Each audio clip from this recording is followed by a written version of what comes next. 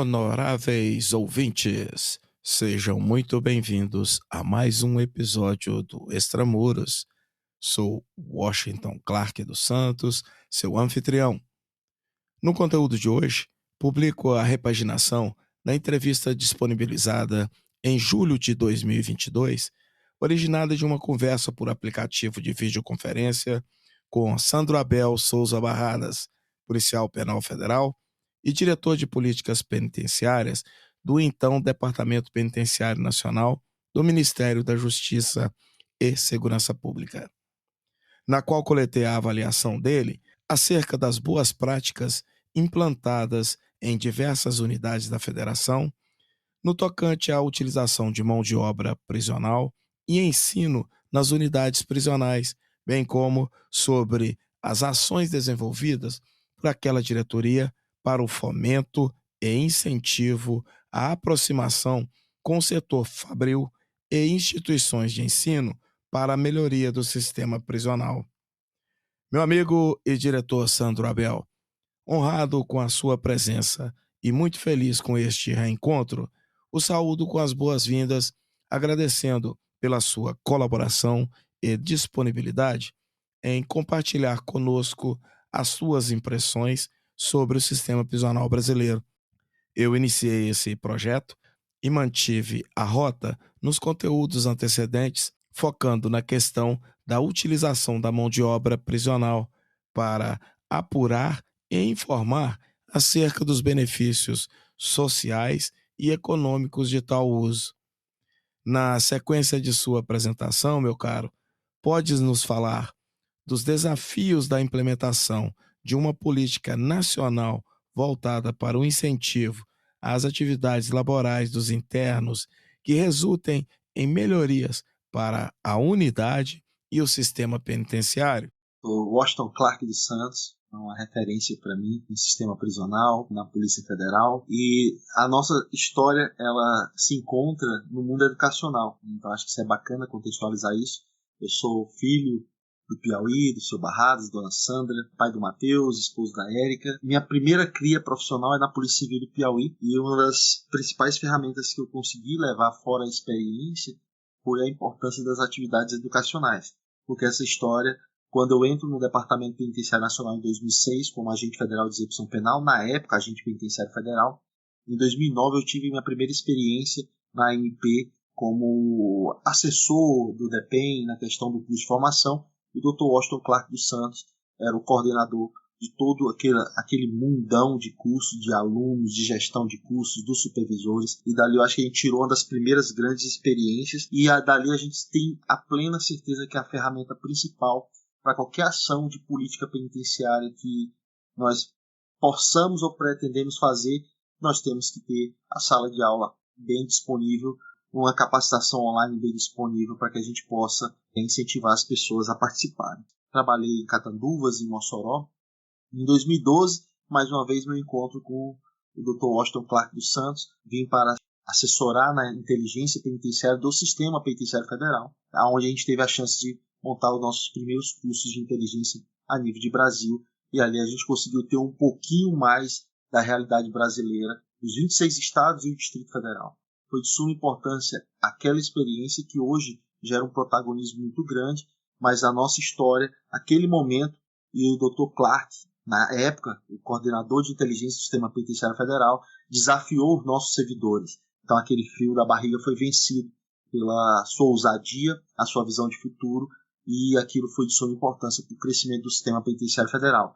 Mas, principalmente, por nos conectar a praticamente todos os homens e mulheres de inteligência, de segurança pública e em especial do sistema prisional do Brasil, e a partir dali a gente tem uma fotografia, naquela época focada no crime organizado, mas naturalmente a gente conseguia visualizar o vazio de uma matéria tão importante. Socialmente, todos acreditam que aquela é a regra, tem que ter o trabalho prisional, mas naturalmente, até 2018, 13% do sistema prisional brasileiro tinha internos em atividades laborais remuneradas e não remuneradas. Isso é muito importante a gente ter esse apontamento.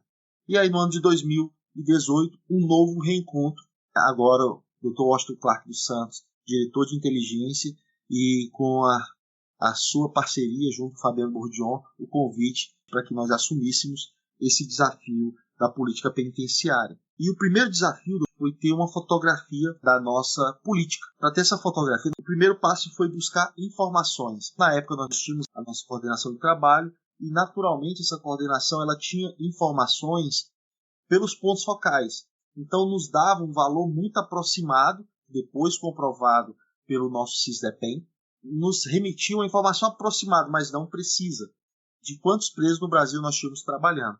13% dos presos em atividades laborais no país, fazendo algum tipo de atividade. Muito delas, limpeza, manutenção das unidades prisionais, e aí uma falta muito grande de um apoio institucional ou de outras instituições, ou da própria gestão em alguns estados, e principalmente a abertura para que a sociedade conhecesse um pouco o sistema prisional, para que a sociedade, através do empreendedorismo, conseguisse entrar nas unidades.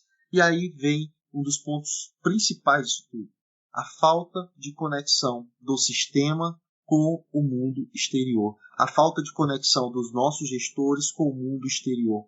Considerando a experiência da implantação, da automação, da abertura e fechamento de celas no sistema penitenciário de São Paulo, como conjugar as políticas penitenciárias voltadas para melhorar a dignidade da população carcerária e, ao mesmo tempo, aprimorar as condições de trabalho para os profissionais do sistema prisional? Naturalmente, a política implementada em São Paulo é de suma importância para as políticas e isso vai ser uma referência no futuro para o Brasil. Nós estamos falando já em torno de quase 8 anos do processo de automação. Eu acho que foi uma das maiores ferramentas que São Paulo fez com mão de obra não prisional dos seus próprios servidores. O servidor tinha que entrar dentro da galeria, dentro dos pavilhões, porque essa metodologia causou muitos danos nas questões de motins, crises, e isso afastou o homem do sistema de qualquer outro protocolo que poderia melhorar a nossa política, em especial a política de trabalho.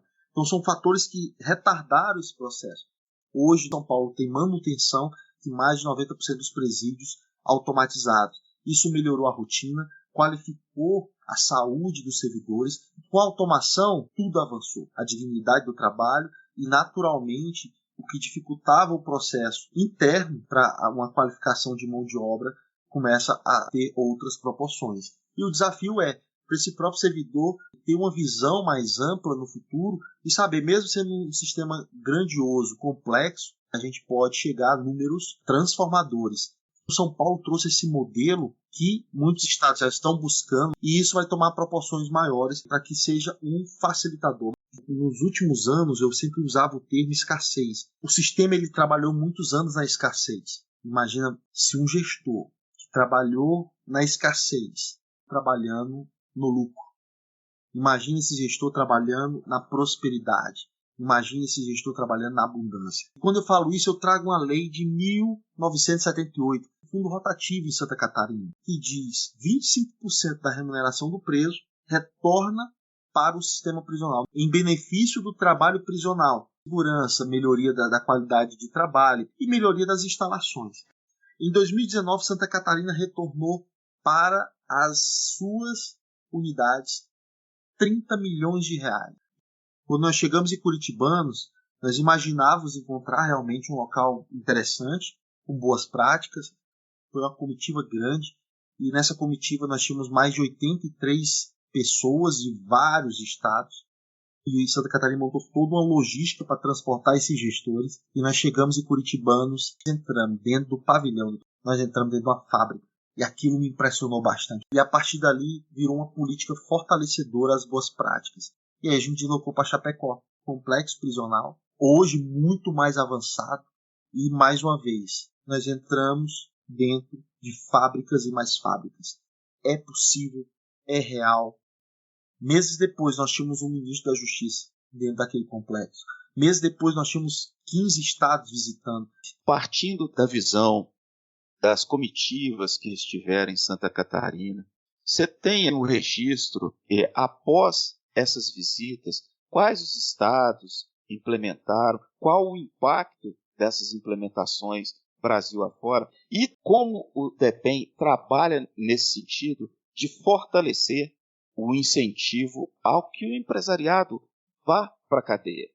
Eu acredito que desde 2017, fora as políticas que o DEPEN já implementa, o selo resgata, que é um incentivo, isso já tem alguns anos o DEPEN fazendo, nós mantivemos, porque é uma excelente prática, incentivar, certificar os empresários que participam da política de trabalho prisional. A gente tem uma ampliação, claro que nós passamos pela pandemia, mas nós não diminuímos, porque quem já está estabelecido no sistema prisional continuou, porque também tem o apoio empresarial para aqueles que estão saindo, que já podem sair das unidades prisionais. Mas uma das ferramentas mais poderosas é o selo resgate, e ela é uma luz quando a gente fala das boas práticas. Pegando esse exemplo daquela visita, o que aconteceu depois, também lembrando que já teve laboratórios anteriores, onde os estados levavam estandes para mostrar os seus resultados. Mas eu quero pegar esse marco de 2019. Tocantins, em pouco tempo, fez o fundo rotativo. Como uma instituição ganhou tanto respeito pela sociedade. Então, nós tivemos uma grande transformação no sistema de Tocantins, que eles conseguiram criar foco e visão. Claro que vai levar um tempo para a gente ver a configuração de retorno financeiro, porque depende das empresas. Nós temos o segundo caso, Espírito Santo. Na época, o secretário Cruz trouxe uma visão muito empreendedora para a gestão e ele conseguiu trazer uma visão de futuro muito poderosa e fazer o fundo rotativo no Espírito Santo. O estado do Ceará já tinha. Eu não poderia deixar de citar o Maranhão. Eu acredito que já calçaram mais de 1.500 quilômetros de ruas.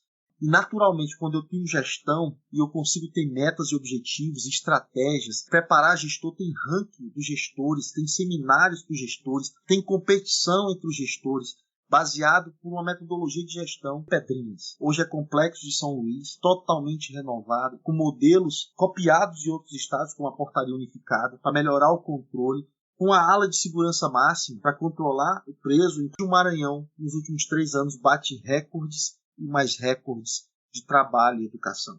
E isso me orgulha muito, porque o Piauí começou a dar o pontapé inicial. Anos e anos depois, há mais ou menos um mês, inaugurou a primeira fábrica simples, mas é assim que começa, senhor gestor. É assim que começa, senhor empreendedor e empresário. Por isso que a gente fala, se você está se espantando em ver redução de criminalidade, não é mágica, não, é muito trabalho. As boas práticas estão expandindo para o Brasil. Claro que nós podemos ter um problema, nós estamos lidando com pessoas, existe risco, existe, mas é importante identificar, por exemplo, o perfil do preso que está lá em Curitibano, em Chapecó. Para isso é importante saber, porque eu quero chegar no Ceará nos próximos momentos, para falar quando eu associar um procedimento de segurança a uma metodologia de trabalho e educação. Perfeito. Antes de chegar no Ceará, eu quero te fazer 2 perguntas.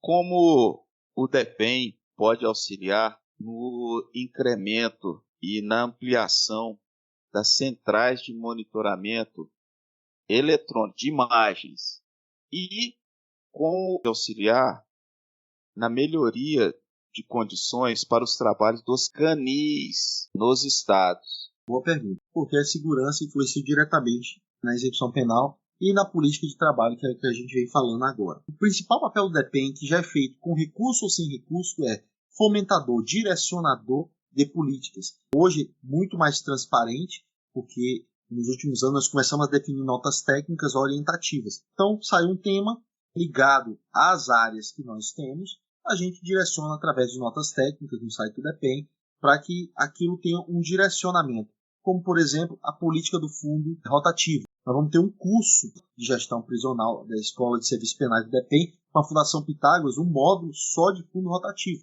Então, existe hoje uma ferramenta muito importante e, por isso, a importância da qualificação do gestor. Nós temos locais que o Estado só passou a ter investimento a partir do momento que o fundo penitenciário passou a ser descentralizado através do fundo obrigatório, iniciado em 2016. Porém, o departamento tem que traçar planos estratégicos. A gente não consegue atender todas as áreas.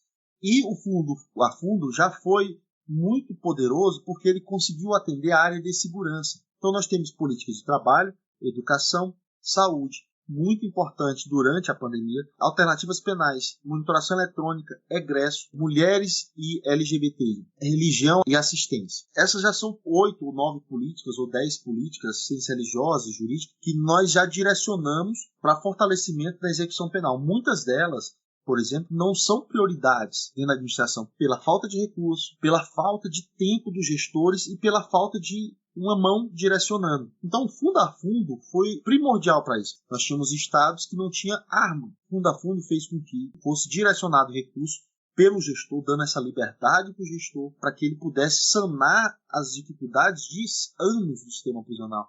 Então nós tínhamos estados que não tinham computadores para trabalhar. Imagina só várias demandas que não tinham soluções há anos, e aí você recebe um recurso. É entender o poder, a decisão de um gestor, de um secretário e sua equipe para tomar decisão. Infelizmente, às vezes a demanda de alguns estados fazem com que aquele estado não tome a decisão por acompanhar, mas eu posso falar agora de Roraima, que conseguiu sair do caos e hoje conseguiu controlar seu sistema, e o gestor tem câmeras do celular, ele consegue acompanhar do celular. Nós temos o estado do Pará, que além do aprimoramento de muitas unidades, que tem câmeras, uma central de monitoramento acompanhando e a reconhecimento facial, recursos possivelmente federais e estaduais, e investimento. E nós temos o Piauí, um dos primeiros estados a abrir um canil com o dinheiro do fundo. Em algum momento, essas informações vão se cruzar. Existem as políticas, e se ela não é atendida por nós hoje, ela é atendida pelo nosso Fundo a Fundo. Só que, nos próximos anos, possivelmente esse Fundo a Fundo vai ter que ter direcionamento para a política de execução. E seria uma forma da gente conseguir atender algumas demandas de alguns estados que não são atendidas ou observadas, às vezes, pelo gestor.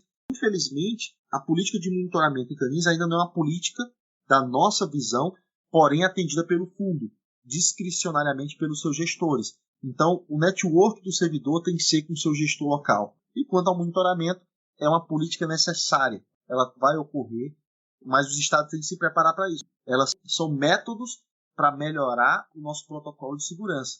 Elas não são métodos para substituir o homem. É de suma importância o sistema controlado. Agora, o que a gente quer dos gestores? Avançar. E para avançar, é trabalho e educação. Não tenhamos dúvida disso. E para avançar mais ainda, que o preso não volte para o sistema prisional. E para avançar mais ainda, para que a gente consiga trazer uma resposta, tanto para a vítima como para a sociedade. E essa resposta, hoje, ela é intuitiva. Que o preso pague pela sua pena e que ele pague ao Estado, reembolse o Estado. E isso tem que ser através do trabalho prisional. E eu não tenho dúvida que é uma ferramenta poderosa e nós teremos a resposta de todos os lados e a satisfação do real cumprimento da pena. Honoráveis ouvintes, faremos uma pausa neste conteúdo, convidando-os a acompanharem na próxima semana a sequência na qual continuaremos a abordar a percepção de Sandro Abel Souza Barradas, diretor de políticas penitenciárias da agora Senapen, sobre as boas práticas nos sistemas prisionais, voltadas às atividades laborais para a população carcerária. Sou Washington Clark dos Santos, seu anfitrião. Acesse nosso website e saiba mais sobre este conteúdo. Inscreva-se e compartilhe nosso propósito. Será um prazer ter a sua colaboração. Pela sua audiência, muito obrigado e até a próxima.